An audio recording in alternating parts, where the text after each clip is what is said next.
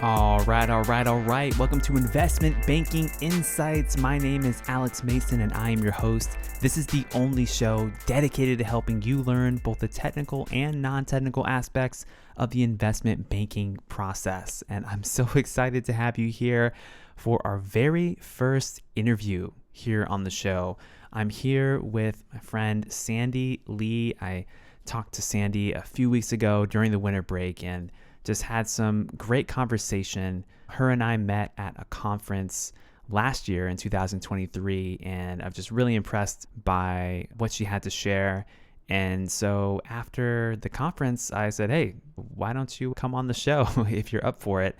And Sandy graciously agreed to come on the show. She is a former investment banker with Morgan Stanley, has been a recruiter, has been a coach, and actually currently is a coach. She coaches executives and MBA students and professionals alike in their journeys, lots of finance experience, and just really great way of communicating how to be excellent at your job, and just wanted to share some of her insights with you. So let's go ahead and jump into the conversation with Sandy Lee.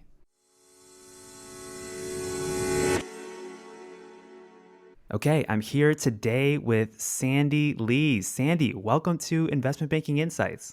Thank you very much, Alex. I'm excited to be here. Awesome. How are you doing today? I'm doing great and excited to talk to your audience and see how I can be helpful as they embark on their journeys into investment banking. Awesome. Yeah, we have many people listening to this show specifically because they're in some place in their careers that's not investment banking. Maybe they're undergrads, maybe they're in their MBA programs, or maybe they're working professionals who are just trying to figure out what this world is all about. Because I remember when I was just starting this journey a little bit less than a year ago, I didn't really know what was going on in investment banking. And it turns out there's just so much to learn, and talking to experts like you has been really helpful in my journey. So, yeah, thanks for coming on the show. Thank you. Thank you. Can you just start off by sharing with us just a little bit about yourself, where you come from, where you live, and how did you get your professional journey started? Sure. So I started my career after graduating from Wharton in investment banking with Morgan Stanley, first in London in capital markets covering financial institutions, then in Hong Kong in corporate finance covering general industrials, and my last stop was in Houston in energy M&A before getting recruited into the recruiting world back in 2005. And I spent about 4 years in New York placing C-level executives in banking, private equity, and hedge funds. And then I moved to Los Angeles, where I'm based now, to build and run the West Coast practice for my New York based recruiting firm. And that's when that expanded me beyond financial services into consulting, corporates, tech, VC, entrepreneurship, and social impact. And when I had kids, I was just very honest with myself that I was not going to be able to maintain my 1 week in New York, 1 week in LA bi-coastal lifestyle. So that's when I launched my own independent recruiting and executive coaching practice. And at this point, I have now coached over 40,000 executives globally. And I take that unique blend of industry as well as recruiting expertise to help individuals and organizations achieve targeted success goals. And coaching at the corporate level on topics like, how executive presence, retaining talent, how to build cultures, team building, allyship.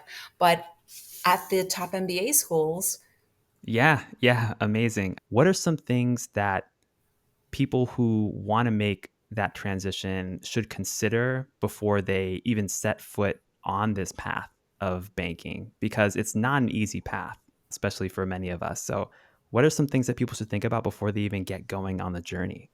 I think the first thing is, why do you even want the job? Like, hands down, the two key questions when you're recruiting are, oh, Alex, tell me about yourself. And then the next one is, why do you want to do investment banking? So, the tell me about yourself, everybody has their own unique story. And what makes you special, sometimes you don't even know, right? And when I start off my private coaching, my initial session with everybody is a deep dive into your professional, personal background, what your motivations are. And I had a CFO tell me, he was like, Sandy, I feel like you did an audit of my personal and professional life. And that is sort of your baseline. You want to figure out what is your story and what are you pitching, right? And then value proposition is something I talk a lot about. People say, oh, this is my history, this is where I'm from, this is the MBA, and then now I want to go pivot into investment banking, or now I want to work for XYZ firm. But a lot of that is more just, I want, I want, I want. It's not, what do you have to offer? And that value proposition is challenging because oftentimes you don't actually know how it's going to apply to the role that you're in. And that's the first baseline that I tend to coach people on, whether they are MBAs or, HBS alums 30 years into their career trying to get on corporate boards. It's that same issue of, okay, well, if everybody is super talented, why you? And so that is, what do you have to offer? Why is it differentiated? Why is it relevant to what you're applying for? And especially for career switchers, why is being different going to make you a better banker? So being able to answer those questions just even in your own mind, not just you want it for XYZ reasons, but what do you have to contribute? Yeah, I think that's a beautiful answer. It kind of strikes to the heart of the matter, which is, I mean, how are you helping? And I would recommend looking at your skill set like a portfolio of assets.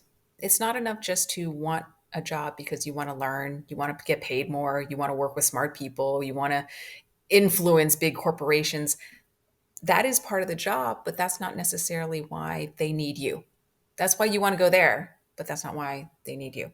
So if I look at a candidate as a portfolio of skills, you might have, a segment for just your background, your credibility, what brand names have you come from, what's your tenure, what level of seniority are you coming from? Then there's another pocket, which would be your hard skills, right? Like, what have you done in engineering, in your products, your industries? How much finance knowledge do you have? Do you have a lot of valuation, modeling, or transaction or deal experience, right? Like, what are your hard skills?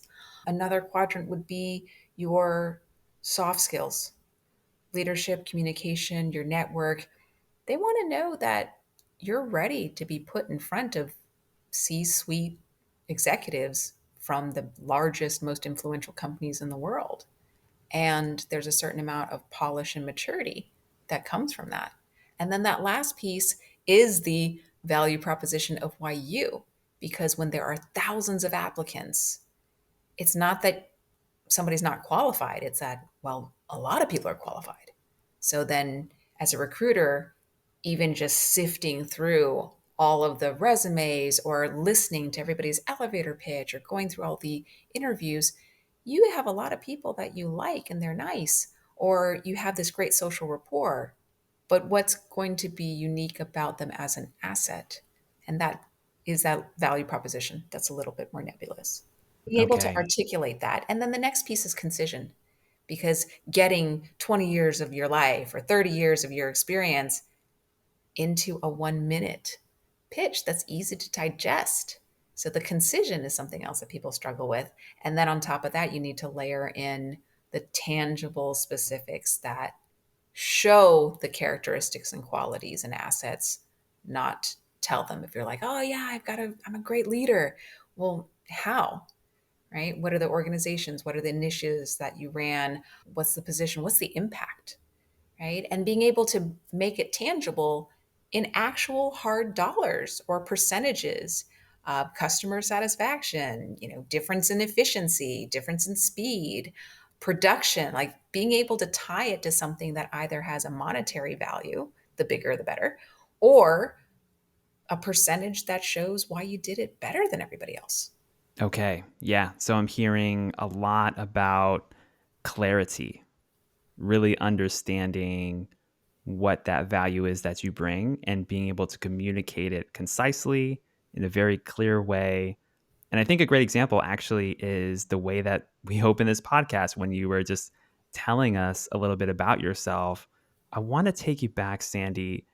If you could think back with me to when you were in that position of looking for the investment banking job, your first banking job, when you were at Wharton, how did you think about that? Because you didn't have all of these life and career experiences that you mentioned a few minutes ago at that point in time, right? That's actually kind of funny because when I started at Wharton, I had zero intention of going into investment banking. During recruiting, I really was set on management consulting. And that's what I prepped for. Case prep, interviewing for consulting, the MBBs of the world.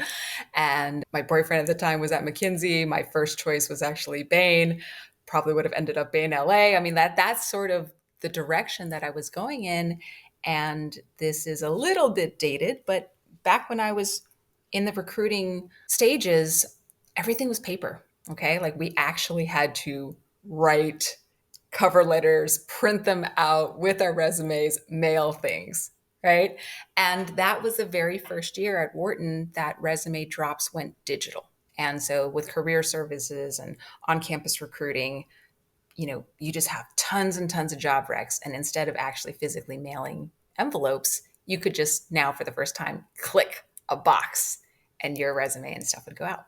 So I honestly did not know that I had even applied for Morgan Stanley because I didn't apply for investment banking. I wasn't planning on going down that route. And when I got the call, I didn't even really know who they were. They just said, "Oh, we want you to come in and interview for Morgan Stanley." And I had to do a quick double take. I was like, "What? Who? What am I doing?" Right? And then I had to go back and look. I was like, "Did I even apply? Where did they get my information?" And because my boyfriend at the time was living in Hong Kong, I think I might have just clicked on the box because it was Morgan Stanley Hong Kong. So I was like, okay. And so then I had about a week and a half to crash course learn everything about investment banking recruiting as possible, which is why I'm so sympathetic to all the MBAs doing it because I know what that feels like. It's like, okay, I have to do the prep, I have to do the finance, I have to do all the technical questions and get my investment banking answers. And I had to talk to a bunch of other people who had previously either alums or friends who had done internships or something. Like I needed to get the intel of what the job was even like. So that was that quick crash course. And honestly, what I think moved the dial when I had all these meetings, I didn't have the cookie cutter experience that everybody had because I wasn't super finance concentrated.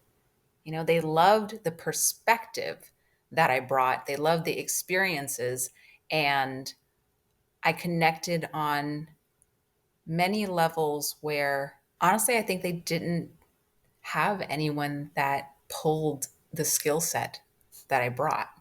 And the way that I connected with people, I didn't have the crazy pitch down like I had been glossed over pretending that I wanted to do banking my entire life.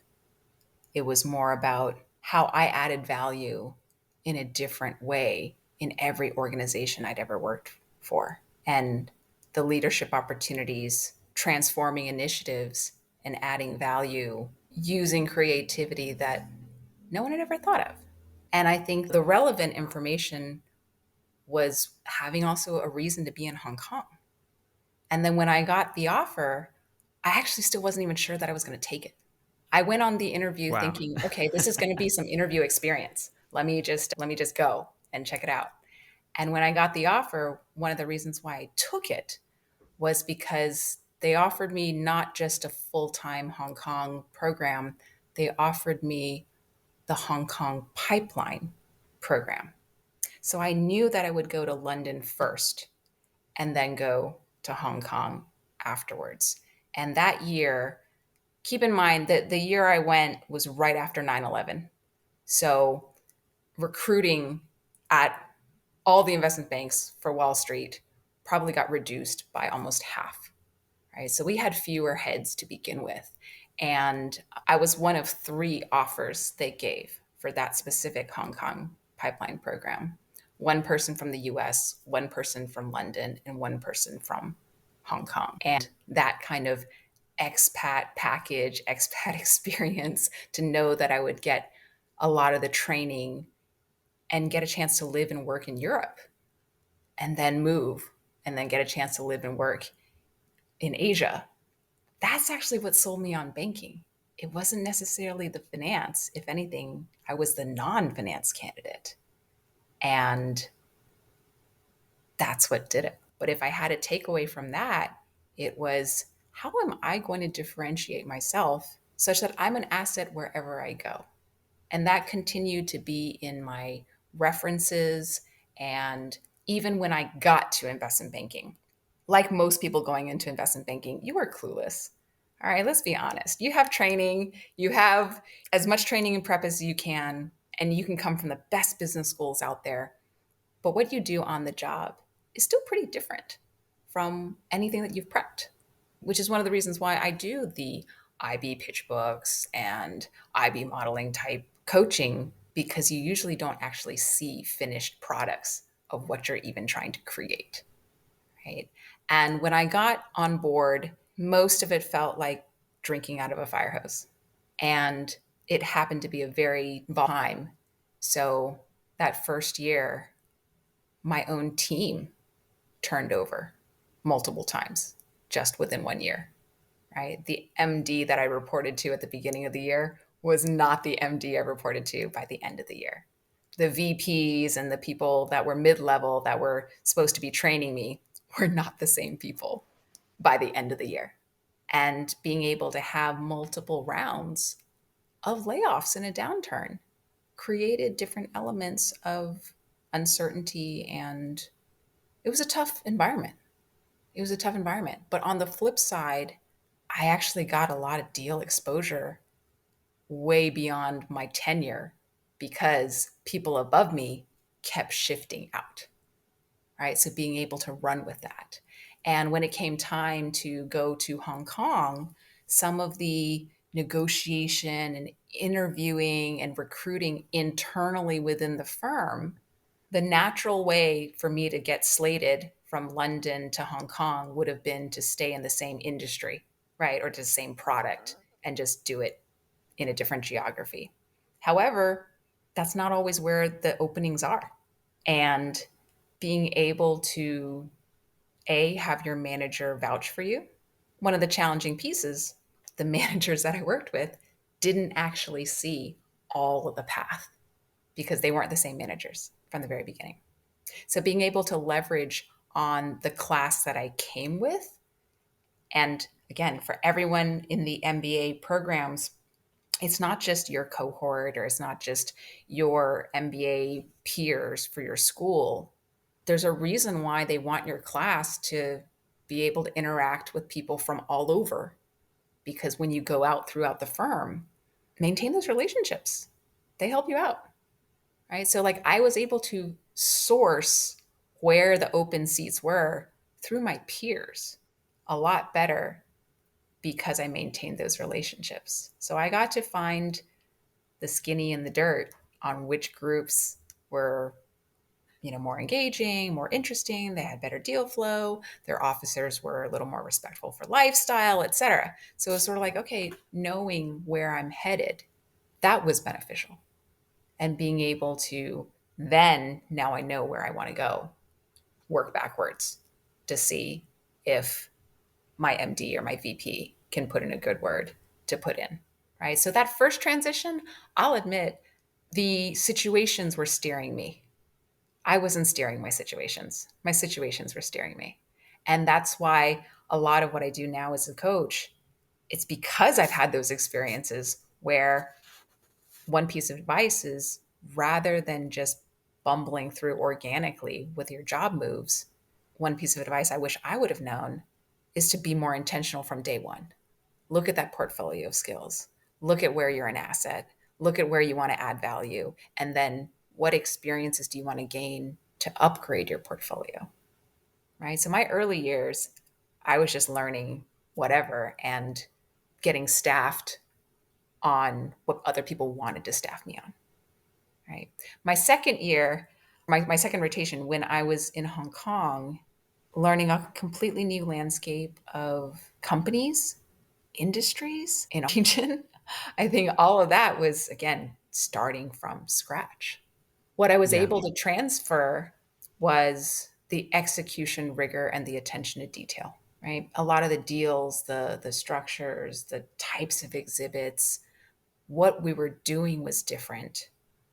But I think my saving grace between the first rotation to the next was just attention to detail and execution, right? It wasn't Okay. necessarily finance.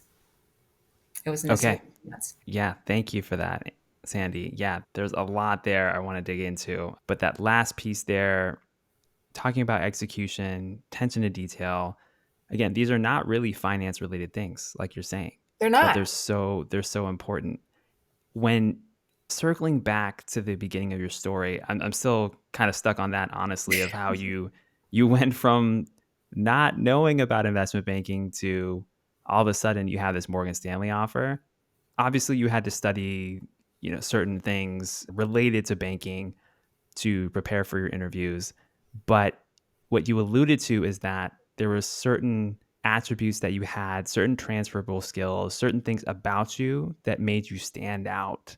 Mhm. What were those things? So creativity is one, and being able to solve problems or identify how to make business happen. How to make Hmm. business happen. And I mean, it depends. This could be a really long podcast. This could be a really long well, podcast. let's tease that out because I've never heard anyone say that phrase before, which is I think it's a nice phrase, learning how to make business happen. Are you saying that you develop the skill of being able to go into a business situation and effectively understand what needs to be done by whom and when and be able to kind of keep things moving in motion? Is that what you're alluding to, or am I missing the mark there? No, that's it. That's it. Like make things happen. So the I'll give an example from my Hong Kong days. Junior bankers are required to do a lot of grunt work. People don't like it. And honestly, that's probably why a lot of people choose to leave. However, sometimes doing the grunt work with that amount of execution and rigor. So, for one client, they were doing a bond deal, a bond offering, and it was an Asia based client, and we needed to take them on a roadshow for the bond deal. And there's a lot of admin setting up, booking cars, booking hotels, the nitty gritty logistics of setting up a lot of meetings for the roadshow. So, last minute, the MD who was supposed to take the CEO, the COO, and the CFO on this roadshow, kind of last minute, he couldn't make it. He had a different work obligation, different deal that was happening. And so he just said, "Look, Sandy, you've done all the legwork. Why don't you take the team on the roadshow?" And I was just like, seriously, wow, okay, because I was the closest to it. I knew everything. So here I am And in my and 20s. sorry, were you an analyst, associate? What level at point in the organization were you? I was an analyst. Wow. Okay. And you had the Yeah. MD come to you and say, "I want you to take Yep. these clients on or these people on the Yep. roadshow." And Wow. so I took them on a roadshow. And when I talk about execution, it's like, okay, yes, you've got a schedule. You need to get them from point A to B. You need to do everything so that it runs smoothly. I consider that pretty basic, but a lot of people would have just stopped it there, right? Put a lot of those presentations together. So when I'm listening to every investor presentation, not only am I taking notes, but I'm noting the investor comments, the body language, how the CEO, the CFO, like what are the connections? I'm giving them a lot of intel based on what I observe. And it's funny because as an executive coach, that's what I do now. It's executive presence, it's content, it's pitch, it's, how are they responding to you? What's the sales pitch, right? And then at the end of those presentations, I could have just passively done nothing, right? Like the baseline would be just to make sure that the roadshow goes well. No. Then the other level would be, oh, I took all these notes, I took all these minutes, let me type them up and make them all clean. It's like, okay, that's another level. And I did that. But then there's also the third piece, which is, well, I have an opinion. I have an opinion about the way the message is being received, the way it's being marketed.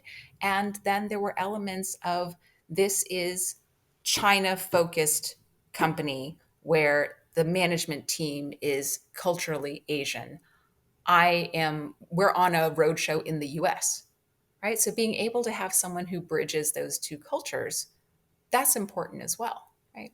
And so from a business perspective, I remember being in my early 20s. It's like, wow, the CEO of a multi-billion dollar company cares about what I think he should do with his business. And so it's not just the roadshow, then it also morphs into the strategy behind the financing and the actual deal. And again, I had put those models together, right? So I have a view on what that looks like, right? But then it also doesn't stop there. In between all these like short little trips for the car ride, the dinner, the this, I'm not afraid to make conversation with them because at the end of the day, they are people. So I got to know them at a very personal level. I knew about their wives, their girlfriends, their kids, the different elements of how their lives evolved, right? So being able to get to know them intimately. And then when it comes to just making sure they had a good time, this is the first roadshow they'd ever done in the US. When they went to New York, I took them to Broadway show. And it's like, well, what can we do for fun? Right? Like what are the coolest French restaurants that we can go to? Well, let's eat the frog legs. Let's eat all the stuff that you would never normally do, right? Like being able to show them a good time.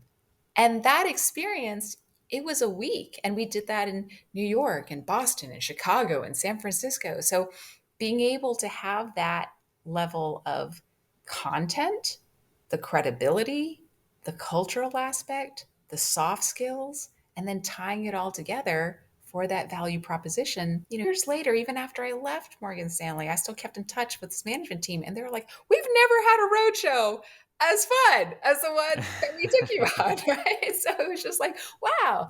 And that experience was great. And so when the next time they wanted to do another deal, they called me, right?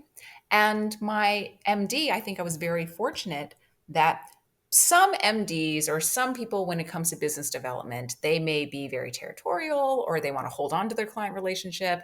Some may feel threatened by it's like, oh, okay, well, this is my relationship. My MD was really supportive. And it was actually in my performance review. Sandy Lee is the only analyst who has her own clients. Wow. Again, it comes not just from finance, not just from strategy, but there's taking it to a different level of execution, interpersonal skills, and making things happen. And in my interview, I had lots of stories of seemingly ordinary things or a certain problem that needed to be solved, and then just going at it until it became a huge deal. And likewise, when I went to Houston, some of the evolution there, someone needed to run regional recruiting, right? Usually somebody from banking needs to run that process. A lot of times people don't want to do it because it's not really how you get paid. It takes up a lot of time and nobody wanted to volunteer. So, okay, staff Sandy on it, right? So it's like, okay, I'll do it. That's fine. And something that, again, baseline would be you have the schedule, you go to the universities, you have the interviews, and then you pick people. Something that I witnessed early did not like. I was involved with recruiting and interviewing for the Ivy League candidates that were interested in Asia. And we went through a whole process. And something that I saw, and it wasn't just at Morgan Stanley, it was at other firms. Sometimes people get hired just because they're the son or the daughter of a client. So you can go through this entire process. And at the end of the day, the offer goes to someone who has a specific relationship. And that continues to happen in firms and in corporate America everywhere. So when it came time for Houston, I was like, okay, I will be the regional recruiting contact. Execution wise, making sure the schedules, making sure everything's flawless, making sure it runs tight.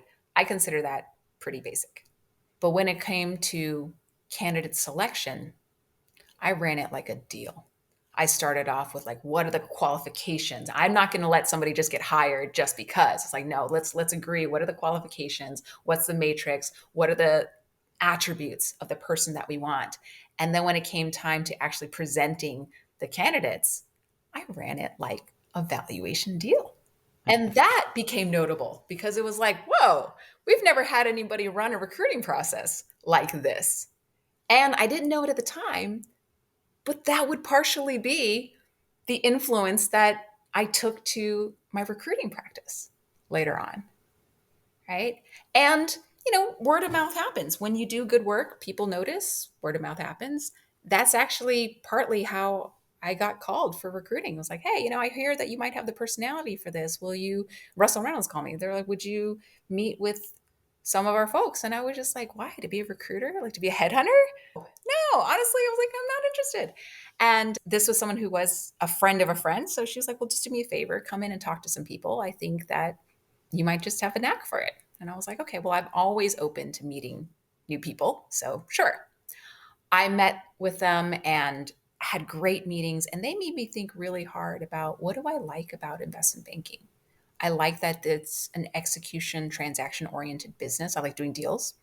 And I like that there is a business development client relationship component to it. And honestly, all of that was directly transferable to executive search, except instead of doing deals based on finance, I'm doing deals based on people. So then I thought of it like I'm the M&A of people banker. And then that's how I started to get interested into like, you know what? I think I might want to do recruiting. And for personal reasons, I was getting engaged and my then boyfriend, now husband, was living in New York. So I was like, okay, well, I'm going to transfer to New York anyway. Why don't I explore some other options? And I didn't just go, I had an offer from Russell Reynolds, but I didn't just go to Russell Reynolds just because. I was like, you know what? If I'm going to leave Morgan Stanley, I'm going to leave it for good reasons because I actually loved working for the firm. I thought it was a tremendous, wonderful experience. I love the people that I worked with. And I don't think I ever entertained going to another investment. So if I left, it was going to be for something that was worth leaving Morgan Stanley for. Similarly, I either met or spoke with over 100 people on the executive search side, retained, recruiting, big firms, little firms, because I wanted to make sure it was the right fit. And how did you go about that? Was that just you calling around people in your network who were in that field? Did you have a friend introduce you? Were you cold calling? How did you All the above. approach that career change? All the above.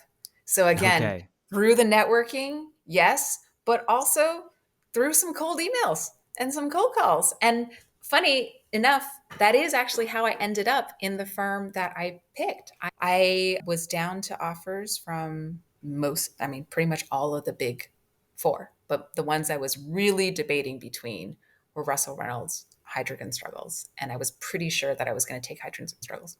And when I went for the last sell day, someone in my interview, and they make you meet with a lot of people. They were like, "Oh, well, you may have heard our head of investment banking practice is leaving. So, but don't worry about that. We've got it figured out." And I was like, "Whoa, that matters to me, right? Like that matters to me. Why are they leaving?" Right? And so it turns out that person had left to go be a CEO and basically run a tech recruiting firm that was starting out a whole financial services practice. So he became the CEO of that firm. And I just looked them up on the website, did a cold email to the head of the financial services practice, and was very honest. Like, I am seriously considering accepting an offer from your previous firm.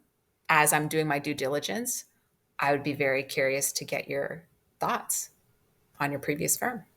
And he emailed me right back and he was very kind. We spent time together. And then he was like, you should actually come here.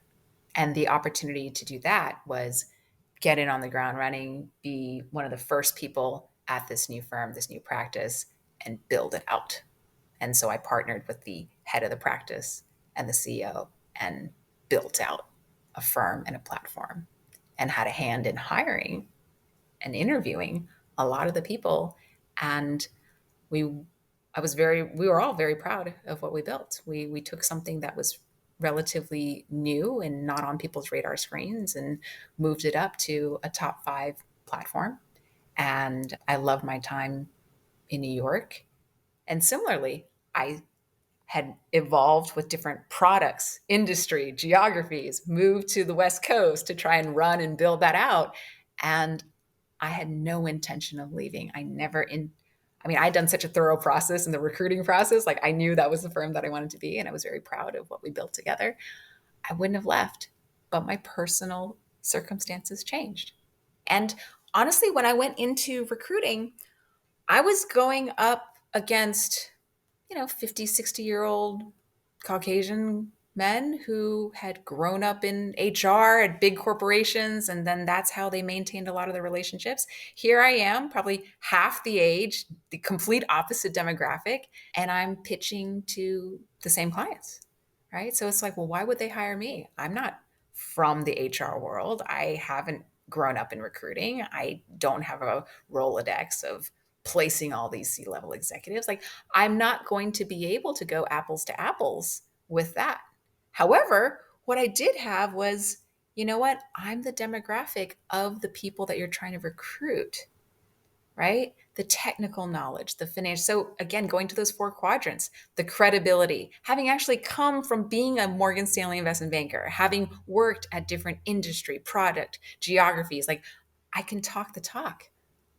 I can speak to the bankers and asset management and private equity in a way that people who don't have that financial technical experience can't.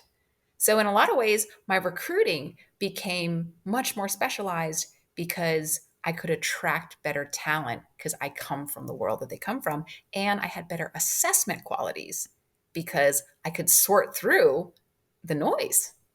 And then Mm. specifically, I was doing things in the credit distressed hedge fund world and building out. And most recruiters would take your resume, have an interview, and put you on a slate, right? Like that's where it is. But for me, because of the background I have, I case interviewed everybody. I was like, okay, well, Alex, pitch me a credit. I want to know what your investing style is. Like, actually, pitch me a name. I want to hear it. And then I can tell, it'll be like, no, you're not going to cross this bar.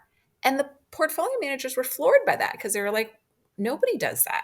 That's the sort of stuff that usually they're expected to do internally. And I'm like, well, yes, but I can do it for you. And that saves you a lot of time. And so then I kind of carved out a niche for myself because of that financial technical acumen. So the way I was bringing candidates to the table, the way I was offering value to my clients was different from the rest of the pool. And so, therefore, it didn't matter if I looked different or was different because what I had to offer, that value proposition, that stood out in itself. And Yeah. when that recruiting, so again, that transition from banking to recruiting was because I was the M&A of people banker. I ran it like a deal. And I originally got that because I had that experience recruiting, and I wouldn't have done that if it was because it was something that other people didn't want to do. So it was like, take those jobs that nobody wants to do and then just make a big deal out of it. Do it so well that it makes you shine. And then similarly in recruiting, part of that transition between recruiting and then coaching, on average, I would talk to about 300 people to make one hire. In recruiting land, not everybody takes that rigor. It's very common to say, okay, well, I did a CFO search. Let me just take the last CFO search. Let me pull the slate of people that were interested as candidates and let me just move that forward. For me, I consider that low hanging fruit. It's like, no, if I'm going to do a new search, I'm going to canvas the entire market, do all the market intel, map out the organizations that are the peers, identify the top level and then 2 levels down, get all the intel of who's good, who's happy, and then being able to actually recruit and cherry pick not the people who are looking, but the people who are the best. And then I was working on a search where I think I talked to 800 people for that search. And my client actually had already had someone in mind that they wanted to hire. They just wanted to be really thorough and use that as an opportunity to, canvas the market and meet talent.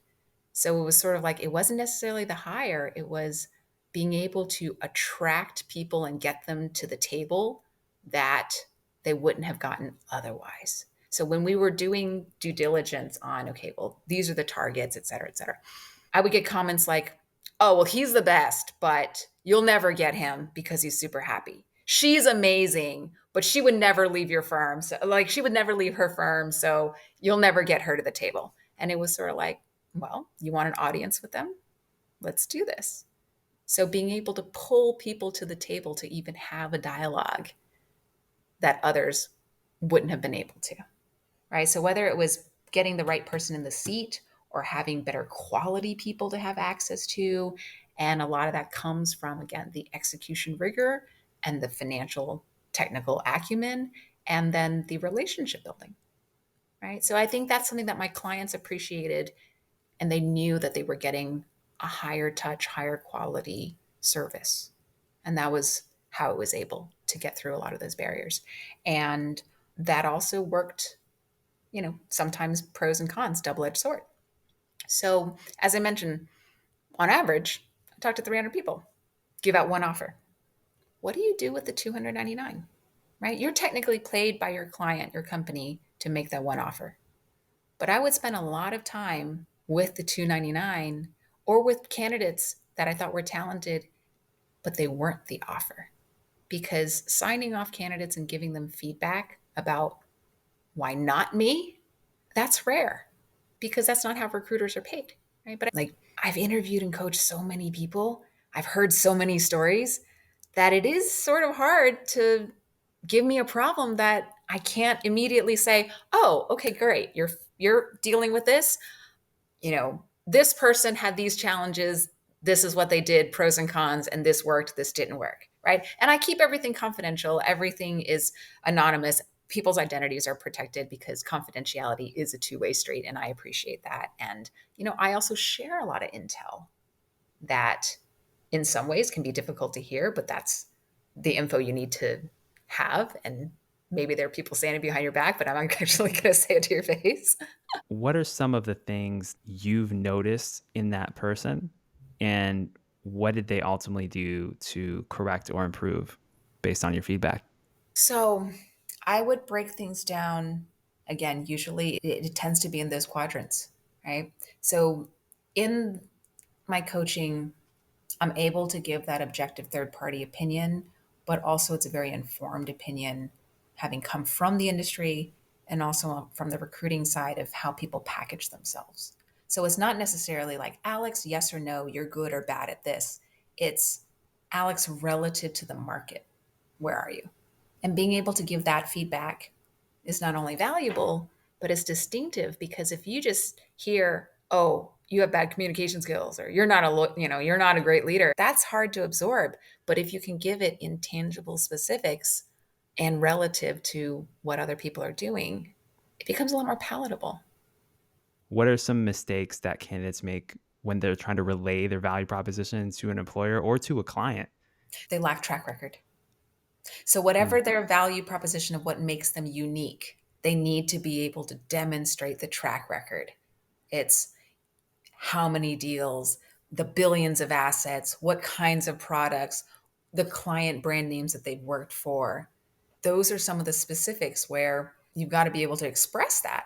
And that matters not only when you're recruiting, but if you want to get promoted internally, if you're selling to other clients, they want to know what your track record is.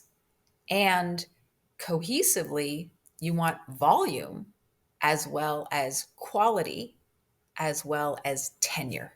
Okay, so there's multiple dimensions There are there. multiple dimensions. Yeah. There are multiple dimensions, and not everybody has them all. So if you look at it like a matrix, it's like, okay, well, wait, maybe I have really high quality deals, but I haven't done that many of them. All right. Well, then if you want to talk about the depth of the soup to nuts of the impact that you had on a few of those deals. right? Maybe it's like, I lack the credibility because I'm from a second tier, third tier firm, and I need to go to town with some of the biggest names out there. And it's like, okay, if you're going to lack the brand name, can you make it up with volume, right? It's like, okay, I haven't done $2 or $3 billion deals, but I've done a lot of smaller deals. So then it becomes the volume. And then it's like, okay, well, what experiences did you have from the volume of those transactions? What trends are you noticing? Right?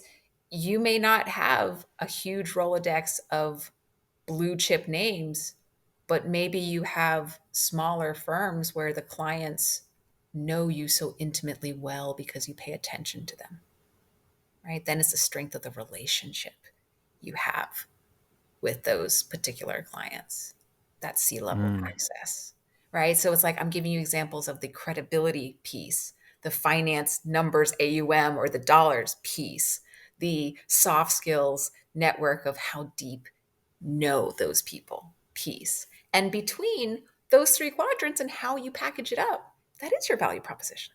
yes, and it's But that's how a very you, different yeah. way of representing a person than, "Oh, yeah, I'm a great banker, you should hire me," or, "Oh, yeah, I went to this school," or, "I have this experience. This is a name on my business card." It's like, well, there's a whole layer of depth that's missing. And then being able to package it so that it's concise. It's Exactly. It's easy how to you tell it's the easy to story. absorb. It's easy to absorb. Yes, you have to tell the story in a way that it can be absorbed by the other person. And I love those three dimensions. You mentioned quality, quantity, and tenure.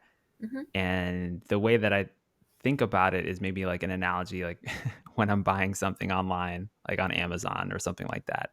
I'm looking at the number of reviews for the product. I'm looking at the quality of the reviews. Is it like 4 stars or better usually? And then, like, how long has this product been sold? Is this like a new thing? Is this the second, third, fourth generation? And so, me as a consumer, I'm going in with potentially no knowledge, but from a couple of key indicators, I can increase probability that I'm going to be satisfied with my purchase. And I'm just feeling like that's kind of the analogy here when it comes to value proposition in the world of banking or in the world of hedge funds or really, quite The frankly, world of any anything, professional the world job. of Yeah. anything, right? Like these parallels can go to any time you need to choose yes or no. How do you make a decision of yes or no? Do you want to reject something or do you want to accept something? Because it's all relative to the market, like you Mhm, said, right? mhm. The the If the that's the pool that only you're competing product with. that does that thing, then you're going to buy that product. Exactly. And the more commoditized a product, the more differentiated that value proposition has to be. Tell us more about that.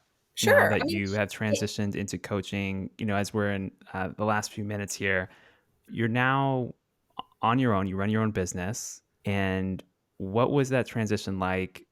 And now that you've been doing it for a number of years, how do you see your career evolving now from this point?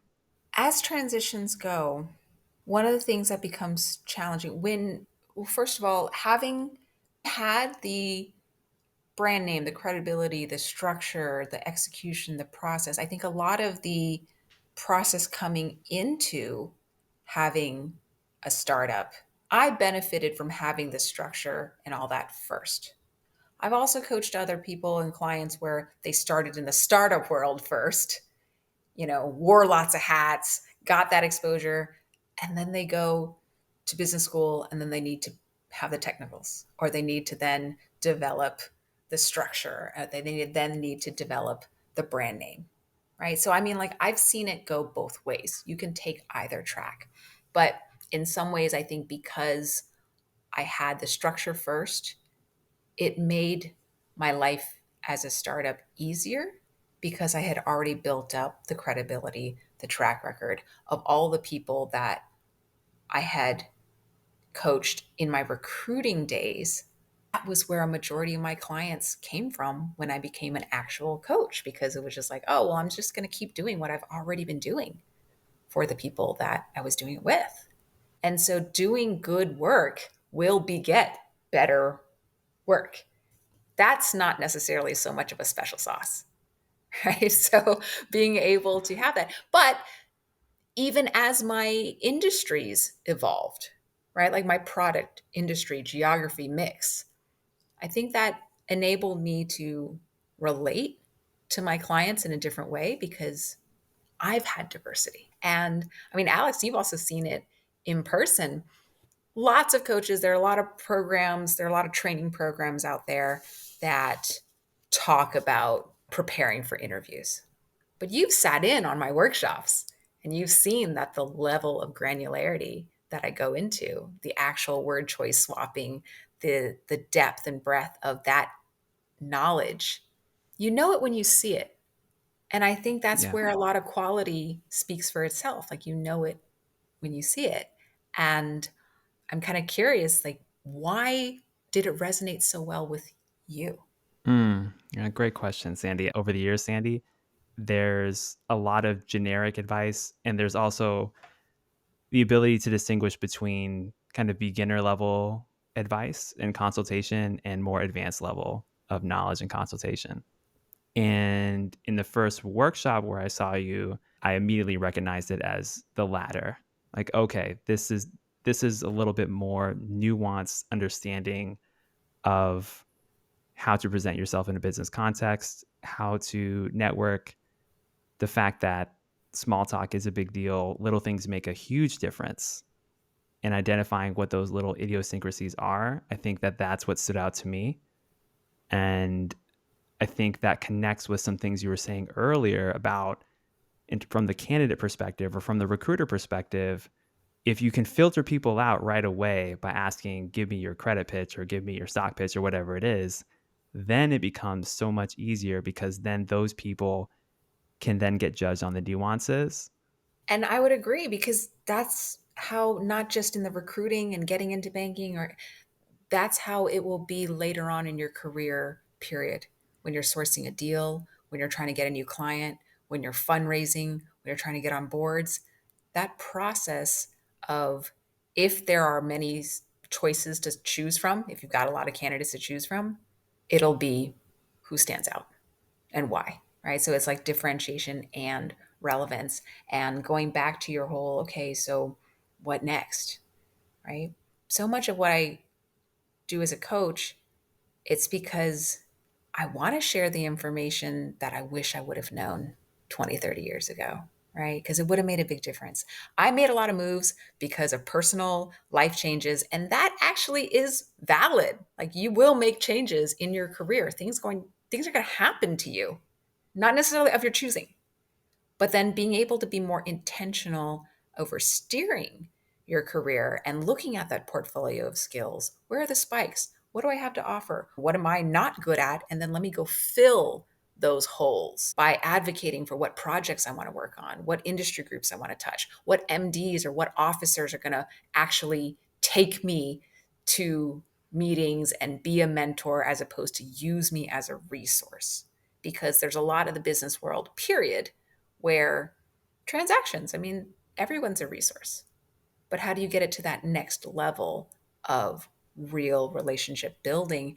And as someone early on in your career, I think that tactical, tangible advice is so critical because for me, it was really hard for me to find mentors, right? When I started in financial services, more often than not, almost exclusively, I was the only woman in the room. I was the only person of color in the room, right? It was not easy to find mentors. However, a lot of the learning was by trial and error, and the mentors that I did have were phenomenal, right? And so the specific tips to have depth and breadth of experiences and to diversify that advice. I mean, most MBAs, it's a blind leading the blind, right? Like somebody who just did it the last year or someone who's, in it a year from now. And chances are they're going to be out by the time you even go to that firm, right? Like that's what I talk about tenure, right? Having the tenure matters too. The quality, the quantity, the tenure, people in your corner who can still be objective,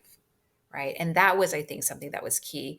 What made me better as a recruiter is that I had a perspective as a banker, right? But what made me better as a coach was that I had the perspective of being a recruiter and a banker.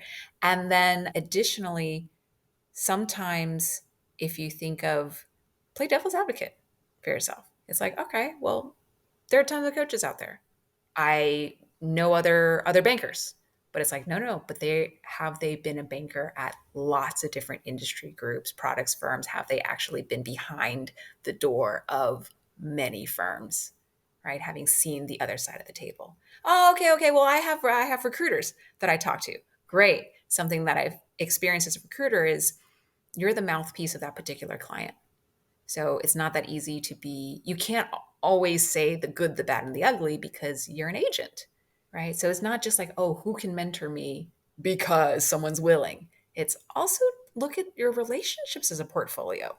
Where are my relationships hitting in how I can give to them and then they can give back? And I think reciprocity is really important. When you're early on in your career, you're asking, and it puts you in the beggar's territory. It's like, please mentor me, please hire me, please this. It puts you at a lower level.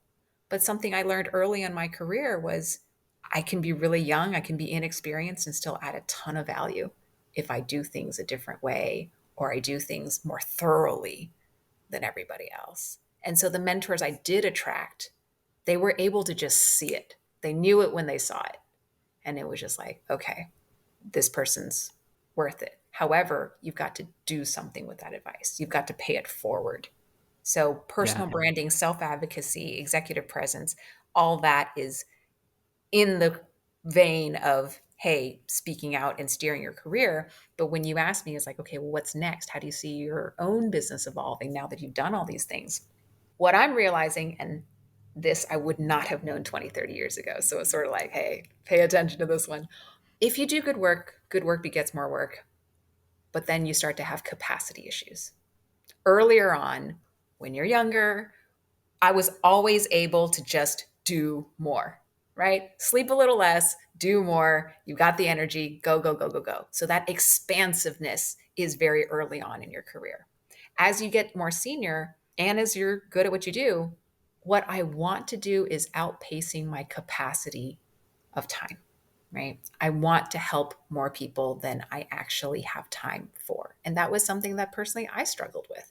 Because what's the next evolution in my own career is being more selective of who gets access to me. And I am choosing to invest in the people where they're going to pay it forward and do something with that access and privilege. And I think that's a line that no matter what level of seniority you're at, I would want the people listening to this podcast to take it away. Like, it is a privilege to have access to me.